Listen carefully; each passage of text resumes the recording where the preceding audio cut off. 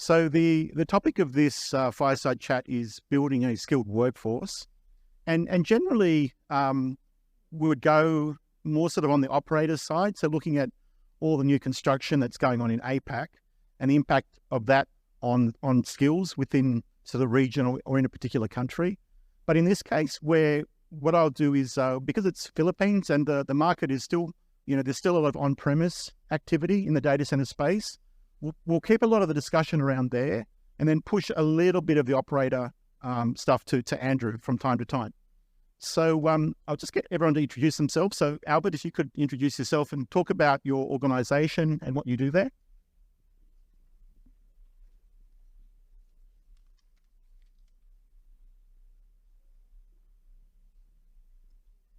Just wait a moment, we've got Apple. That's great. Your mic's there. You can just go from there. So, okay. Go ahead. Thank you, Glen. Good afternoon, everyone. I'm Albert Silva from San Beda University, currently the director of the Information and Communications Technology Center. And our office is actually the provider of technologies, IT technologies, to our stakeholders, especially the offices and students. So that's it. Could you talk a little bit perhaps about your footprint as well, like where you have data centers and your coverage across the Philippines? Is it mainly Luzon is your coverage? Yeah, the San Beda University is just where we have the main campus is actually at this Manila in near Malacanang, Manjola, Manila. And we have an annex for the campus for our elementary and high school, which we call integrated basic education department. And if you are familiar with San Beda Alabang, actually we're not the same. No, they have their own identity, but they are being run also by the Benedictine monks, like just in San Beda University, Manila. Thank you. So I'll get you to introduce yourself. Yeah. Good afternoon, and nice to meet you, Glen, Albert. I'm Apple Salud. I'm currently part of the board of trustees for Philippine CIO Association. So Philippine CIO Association is it's actually an organization. It's a non-profit organization wherein it's composed of technology leaders within the Philippines and cybersecurity leaders. We're also an affiliate of the ASEAN CIO Association, wherein we promote knowledge transfer and training in the areas of digital transformation, cybersecurity governance, AI, and even green tech and digital livable cities. So, great. And do you have much of a mandate sort of around skills? Do you cover that much in the Philippines market? Do you track that or do surveys or have sort of anecdotal sort of coverage of that area? Well, for now, we are pretty much a new organization. So we just started 2 years ago. Right now, we're just organizing ourselves into different domains. But yes, that is one of the things that we are looking into. But once we have fully set up our executive committees for each of the pillars, we should be able to have programs that's related to that. But right now, amongst at least the setup or existing pillars already, cybersecurity governance, digital transformation and leadership is there. And we're really working on some projects actually with the government and programs when it comes to green tech and sustainability, and part and parcel would be on the data center side. Great. So moving on to sort of the skills gap. So I have APAC coverage, and so I cover different countries within the region. What I'm seeing regionally is that if you look at it, whether it's construction, project management of construction, mechanical, electrical engineering, anything to do with sort of that side of things, facilities management, the IT infrastructure, the server room, we're sort of seeing skills gaps all across the region, particularly in those markets where third-party operators are building. But Philippines is a very interesting and sort of unique, almost a unique country, right? Because in a way, you're a net exporter of skills. Not just in IT, but in other areas as well. Is the skills gap relevant to Philippines? What sort of areas are you seeing skills in your organization and other organizations? Where are the issues, if any? Okay. I might go with you, Albert, first. Sorry. Okay.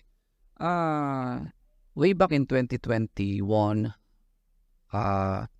during the pandemic, we decided to transfer all our legacy systems into cloud, or actually our operations in the cloud, because we experienced some, I may call it a disaster experience for us in Beda, because we've been hacked.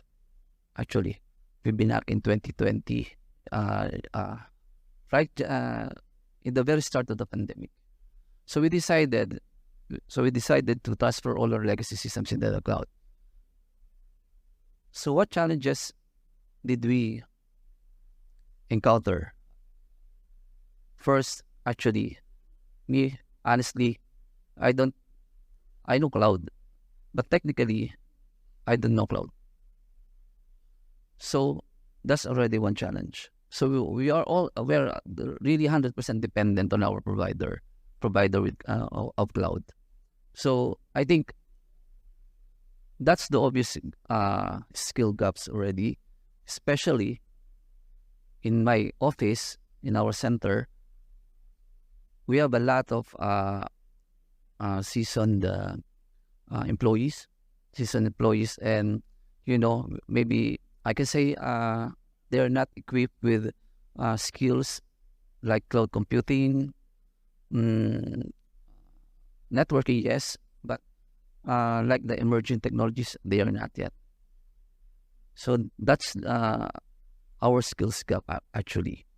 And right now, how we are addressing it, we are really dependent right now with our third-party providers, and we are asking their expertise, their knowledge, to transfer them to us through, not formal, but even in a short meeting while we are encountering any problems. Apo? Talking to at least to most of our members who are mostly IT leaders, largely still the cybersecurity professionals are the ones that we are really in need in terms of a skills gap. Secondary will be for those niche companies that have deployed data lake or data lake projects. They are very much in need of skills in terms of data scientists. So though they are very few, but still there's a very big need for them. So there's a couple of follow-up questions I wanted to ask around that. One, I mean, you mentioned some very technical sorts of skills, and perhaps there it's really the providers and the technology companies that will provide the training around that. But we know that, I mean, I travel around Philippines, and I'm very impressed everywhere I go, just the degree of education of the people. I mean, education is very important here. There are universities everywhere here, and there are some very high quality universities pumping out some very high quality graduates. You mentioned, Albert mentioned that, cloud and some of these other technologies. Do you think the education system here, the universities are sort of hitting that sort of mark in terms of producing graduates at that high level? Or are they kind of moving out of the country, or what's going on there? Because we do know that the system here is quite good, right? So, honestly, I think the education system in the Philippines is actually supporting the move into supporting into these technologies, especially top schools like Sambeda. They have specialized courses as you near your graduation, and likewise there are organizations helping out the schools and even the students, such as we have our youth chapter in PCIOA, who are also helping in the curriculum development and also in the training. Likewise, we have a sister organization called Women and Security Alliance Philippines, was also into educating in digital literacy in terms of cybersecurity. So in terms of support to help that skills gap in terms of the new students, yes, there is. But when you talk about the more advanced skills, I think that is where the real big gap is happening, wherein there is a need for investment to do to do this skill set jumps. And if ever there are people or there are people who are able to take up this types of advanced trainings, most of these highly skilled people are actually being poached by other countries. So most of them are moving the United States and in Europe. So also, no, San Beda University Manila just opened the BS Computer Science course program. It's because of the the emerging technologies. They are well aware. Our P4 academics are well aware of that. There are emerging technologies like the AI, the machine learning, and the IoTs. So decided to introduce BS Computer Science in our school, so that as a school we can help to address these gaps. In the future.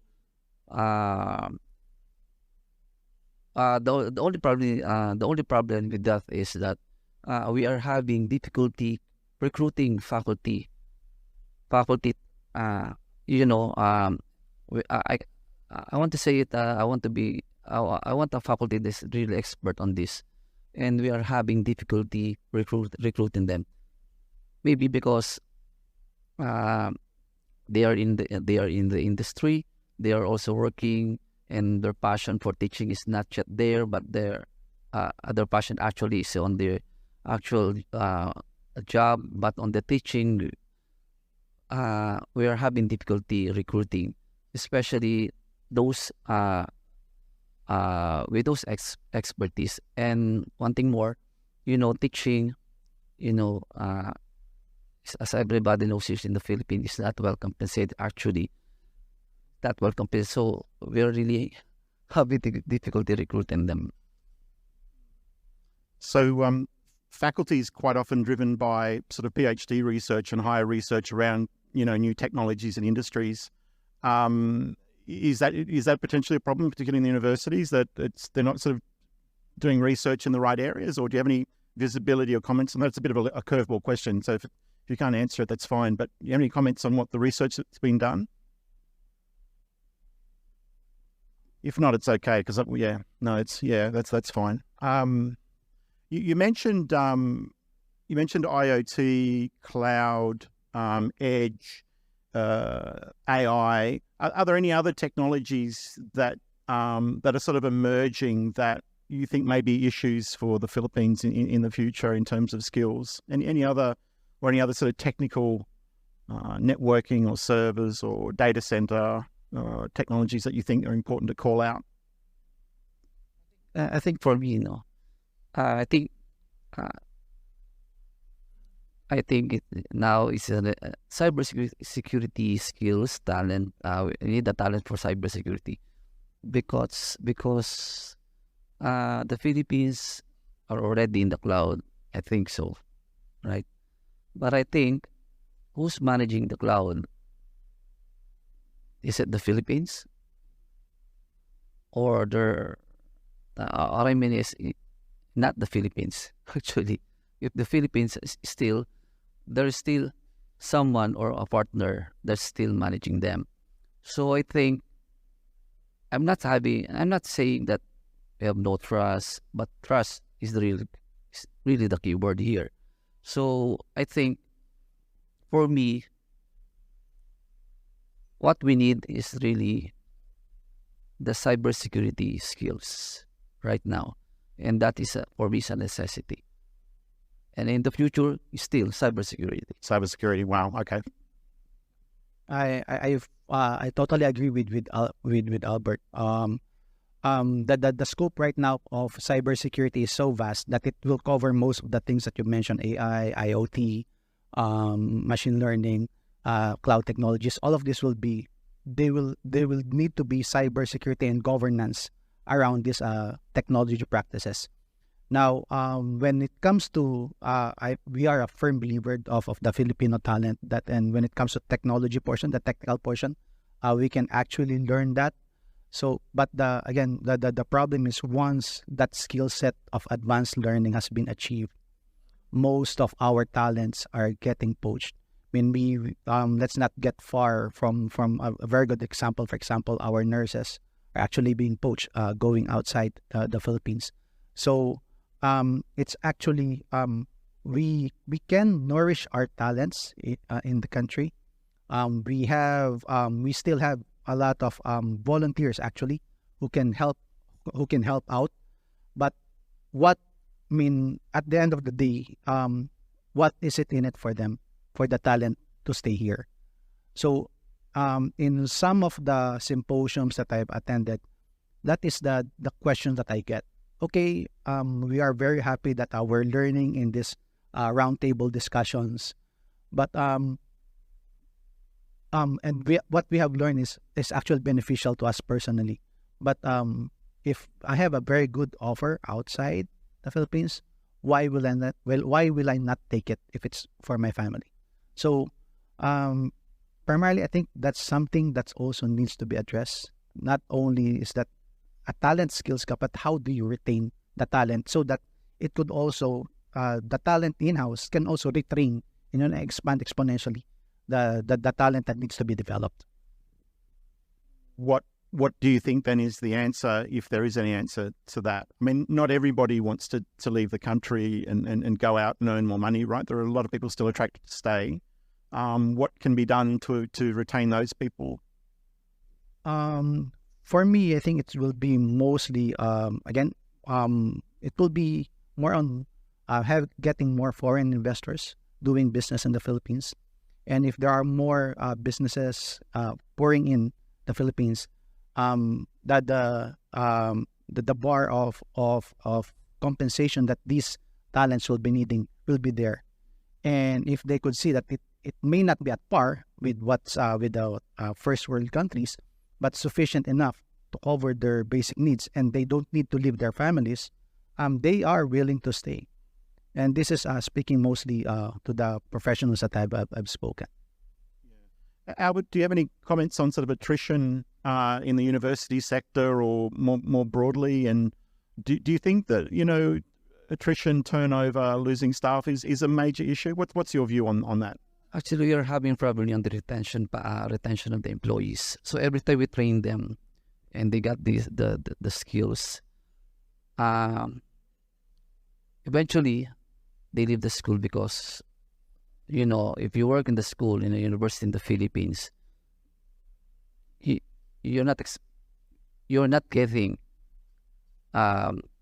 what salary they want. It will always depends because schools always depends on the enrollees. So if we train them like cloud computing, one time one staff was sent to one of our providers for certification. I will not mention the certification, but after getting the certification, suddenly he got a lot of offers outside. And because of the competitive salary, and our school cannot, give. Cannot, so we let that employee go. It's because he found a greener pasture. So what's next for us? Are we going to train another employee? So up to now, that's really the big questions for us. We don't know how to manage, actually, because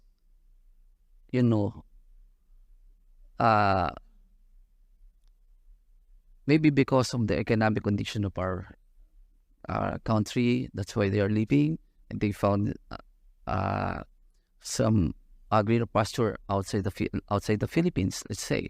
So we don't know. Actually, that's up to now. That's our problem. That's why we are still asking for the assistance of every provider we have. Everything although not 100% we are depending on them, at least we have some staff still show some dedication, commitment in our school. But they're not leaving because they have they have not yet a formal training. They have no certification, not yet. They don't have right now. They don't have it right now. So, is it the right time now to send him again, to send another employee to another certification? For us, that will be a big gamble again, because our non-teaching personnel for San Beda University can get only this max. Unlike the faculty, once they got their master's degree, doctoral, they will get this one. But for non-teaching personnel, once you get the maximum salary, even you get another certification, additional credentials, still, this will be your salary. So that's the problem now. So how can you make them stay if this company offers him this and he's getting this in our university? So how we are addressing it right now? Slowly, yes, but still the problem is there. And how we address our skill gaps, we are still depending on the expertise of our providers. When I started my career sort of 30 years plus ago, I worked in an IT department as a network engineer and a database programmer. And I remember the company spending tens of thousands of dollars on training of me, and that all of that technical skills is now sort of gone. So I think, technical skill validity is probably 3 to 5 years these days, maybe less, maybe two to 4 years, something like that. Perhaps the solution's more in the continual, like the processes around training, so that everybody's seen as a valuable asset that's continually upskilled, with the acceptance that probably the high-end staff will kind of move out of that chain and process, and that new folk need to be kind of fed in the beginning and skilled up. So what are you doing around upskilling? And so what in your organizations, or what you're seeing in Philippines? I mean, you've spoken about upskilling your staff. What sort of strategies or processes do you kind of adopt to kind of progress staff from one point to another, if anything? Well, at least from those organizations that I've previously been into, one of the things that should be first considered is a change of mindset, or more of a cultural change, precisely with what you've just discussed. Wherein, yes, after 3 to 5 years, the talent will be leaving out, but you need to have you have to prepare for that you need to have someone to do the succession planning. And for a lot of companies nowadays, one of my previous company is also has been seen of that, is that when it comes to, when let's say there's already budget season, you guys here, what is the first thing that is being cut during budget season? Trainings, right? So that thing has to change, because training has to be treated as something like, and it's part of your business continuity strategy, because having your staff continually refreshed, may it be in technical, sales, marketing, or even in finance, has to be there. So for me, I think it's really more of changing that cultural mindset, wherein there had to be a continuous investment in training. Now, additionally, aside from getting training from certain providers, community building. So when you talk about community building, this time, most of the senior leaders, of course, who are near their retirement, would like to share the knowledge that they have gained over the years. So joining such community, there are a lot of communities out there that you can join.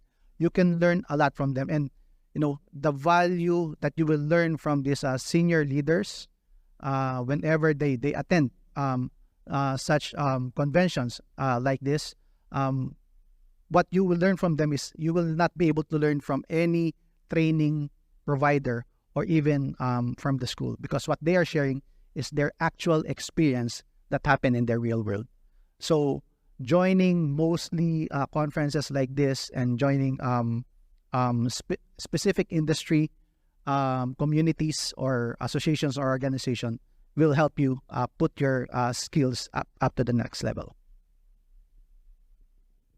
How about, I know you're in an education institution, so you probably have a lot of stuff going on there. Yeah. So when we start digitalizing our operations in San Pedro University, our rector president, our visionary actually, before implementing the digital transformation, he requested that everybody must undergo an orientation, some kind of an enculturation regarding the IT, the information technologies, especially the digital transformation. That's the first thing we did during our implementation, during our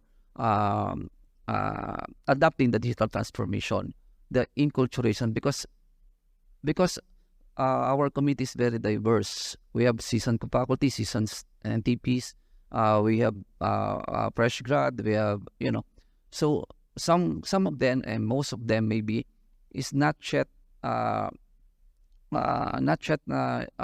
versed, or how can we say that, not yet techy. When we say AI, oh, what's that? What's AI? Is that going to replace me? So that's the that's why the first we did is the enculturation of everybody. When we say enculturate, some kind of an orientation, what is this and what is that, and how will it help our university? We've reached time. I wanted to thank you both, Apol and Albert, for a very interesting discussion. It was very deep. We were much deeper than I thought we would go. So thank you very much. It's much appreciated. So I hand back over to Andrew. Thank you very much, everybody. Thank you. Thank you.